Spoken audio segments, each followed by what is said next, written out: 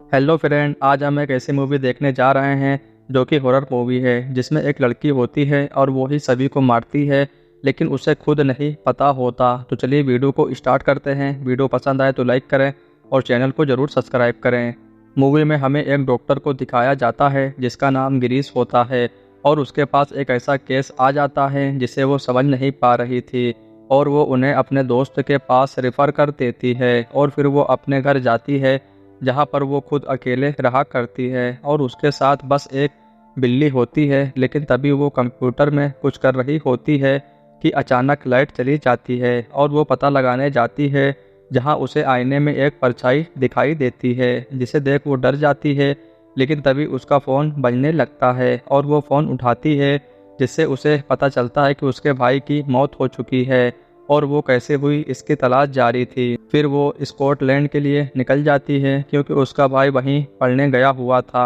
और वो भी वहाँ पता लगाने जाती है और वो सीधा पुलिस स्टेशन जाती है जहाँ से उसे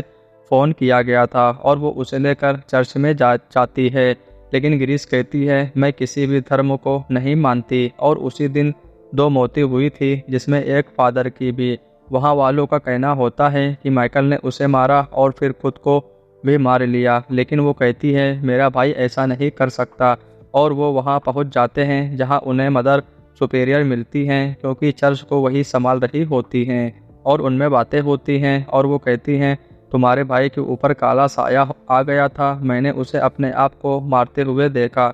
लेकिन वो उसकी बात पर विश्वास नहीं करती और वहाँ पर बहुत सारी नन होती हैं जिसे देख वो कहती है मुझे नन पसंद नहीं है। पुलिस वाला उसे वहीं लेकर जाता है जहां ये हादसा हुआ था और वो पूरे में सब कुछ देखती है लेकिन उसे कुछ नहीं मिलता। फिर उसे उसके भाई की बॉडी दिखाई जाती है जहां वो बहुत रोती है, देखती है कि उसके शरीर पर बहुत घाव होते हैं। लेकिन तभी उसके पीछे उसका भाई खड़ा दिखाई देता है और कहता है चली जाओ यहाँ से, और वो बेहोश हो जाती है और फिर उसे हॉस्पिटल में एडमिट किया जाता है जहाँ उसे होश आता है और उससे मिलने फादर ओमेरो आते हैं और उनमें बातें होती है और फिर वो चले जाते हैं। लेकिन कुछ देर बाद वो वहाँ से चली जाती है टैक्सी लेकर क्योंकि उसे अपने भाई के कातिलों को पकड़ना था और वो वहीं जाती है जहाँ ये हादसा हुआ था और फिर उसे दिखाई देता है कि वहाँ से कोई गिरा जा रहा है, वो भी लगातार गिरते जा रहा है जिसे देख वो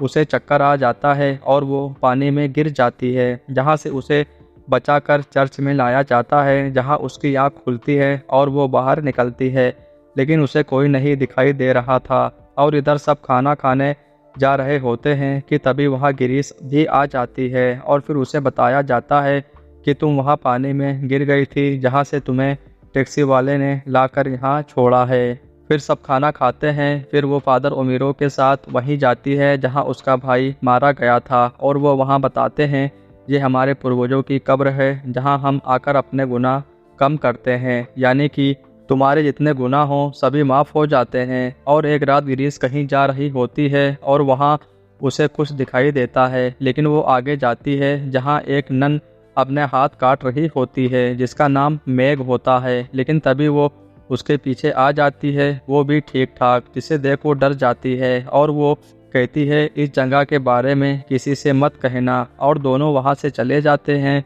और उसे फ़ोन पर बात करनी होती है और मैग उसे ले जाकर बात कराती है और वो फ़ोन अपने दोस्त जॉन को करती है और पूरी कहानी सुनाती है। लेकिन उनकी बात पूरी नहीं हो पाती और मदर सुपेरो वहाँ आ जाती हैं जिसे देख वो फ़ोन रख देती है और फिर पुलिस मदर सुपेरियो को इंक्वायरी के लिए पुलिस स्टेशन बुलाती है जहां उससे पूछताछ की जाती है। और फिर फादर ओमेरो को दिखाया जाता है जो गिरीश से कहते हैं तुम्हें तुम्हारा अतीत ज़्यादा दिखाई देता है इसलिए तुम्हें ज़्यादा ऐसा लगता है। और फिर दिखाया जाता है उसका बचपना जहां उसके पिता उसे और उसके भाई को एक पिंजरे में बंद रखते हैं क्योंकि वो बहुत जालिम होता है। फिर दिखाया जाता है कि किस तरह वो अपनी पत्नी को मारता है और फिर एक रात उसे कोई नहीं दिखाई दे रहा था और उसे एक दरवाज़ा खुला दिखाई देता है जो बेसमेंट का होता है और वो नीचे जाती है जहां उसके भाई को मारा गया था और किस तरह से मारा गया था वो दिखाया जाता है जो कि भयानक होता है। और तभी वहां एक नन आती है, वो भी चाकू लेकर, क्योंकि गिरीश को मारने आई थी। लेकिन वहां अचानक पता नहीं क्या होता है जिससे वो चाकू अपने आप को मार लेती है और फिर पुलिस उसे लेकर जाती है, जहां उसकी इंक्वायरी की जाती है। लेकिन वो कहती है ये मर्डर मैंने नहीं किया, मेरा यकीन करो। लेकिन उसे भी बंद कर दिया जाता है मदर सुपेरियर की तरह। लेकिन कुछ टाइम बाद उसे छोड़ दिया जाता है क्योंकि उन्हें एक गवाह मिल जाता है जिसने उसे खुद मारते हुए देखा था। लेकिन मदर सुपेरियर पुलिस वाले को बताती है मुझे लगता है ये सब गिरीश ही कर रही है, क्योंकि उन्हें ऐसा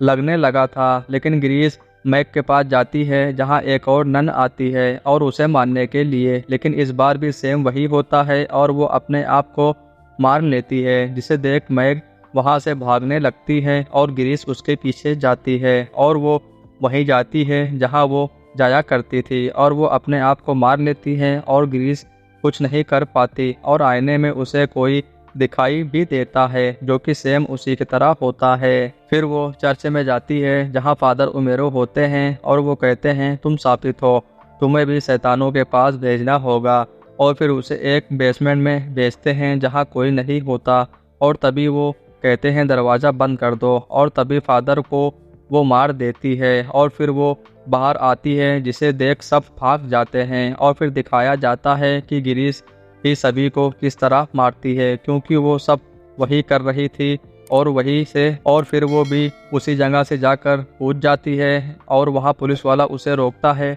लेकिन वो उसकी नहीं सुनती और वहीं से जाके कूद जाती है और अपनी जान दे देती है और इस तरह से मूवी का एंड हो जाता है। तो दोस्तों जैसा कि आज हम लोगों ने 2023 की एक न्यू मूवी को एक्सप्लेन किया, तो दोस्तों आप लोगों को इस मूवी का एक्सप्लेनेशन कैसा लगा ज़रूर से कमेंट बॉक्स में बताएं। और अगर आप लोगों को वीडियो अच्छी लगी हो तो लाइक करें, चैनल को सब्सक्राइब करें और ज़्यादा से ज़्यादा शेयर करें, क्योंकि आप लोगों को लगातार यहाँ पे नया कंटेंट देखने को मिलता रहेगा।